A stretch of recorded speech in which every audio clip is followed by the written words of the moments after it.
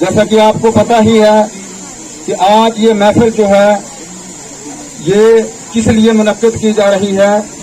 مجھ سے قبل آپ کے سامنے مقررین نے پورا فلسفہ جو ہے وہ پیش کیا ہے. اگر میں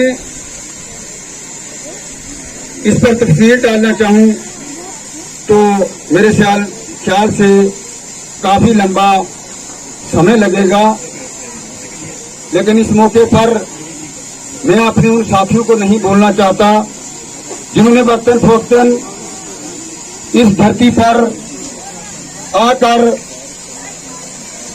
خدمت سر انجام دی ہے. ہم دعا کرتے ہیں کہ اللہ تعالیٰ ان کو بھی تندرستی عطا فرمائے.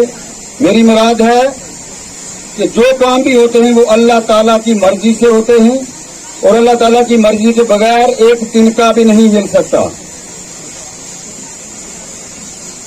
میں اس موقع پر محمد رفیق ظہور صاحب کو یاد کروں گا کہ کاش اگر محمد رفیق ظہور صاحب تندرست ہوتے تو اس وقت ہماری محفل میں وہ بطور صدر ایز ڈپٹی کمشنر ہوتے، لیکن یہ ہماری بات قسمتی تھی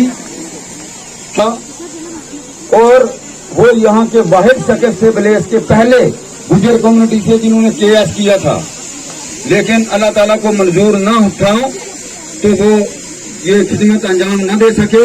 لیکن پھر بھی بطور ٹیچر بہت بڑی خدمت انجام دی ہے.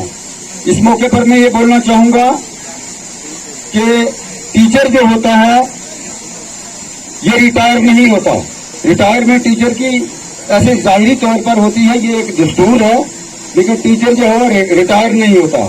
کیسے ریٹائر نہیں ہوتا کہ یہ قوم کی رگوں میں اپنا وہ بیج بو دیتا ہے جس پر لاکھوں پھل پھول اور باغ لگ جاتے ہیں، اور قیامت کی صبح تک جو ہے اس کے لیے دعائیں جو ہے وہ جاری رہتی ہیں.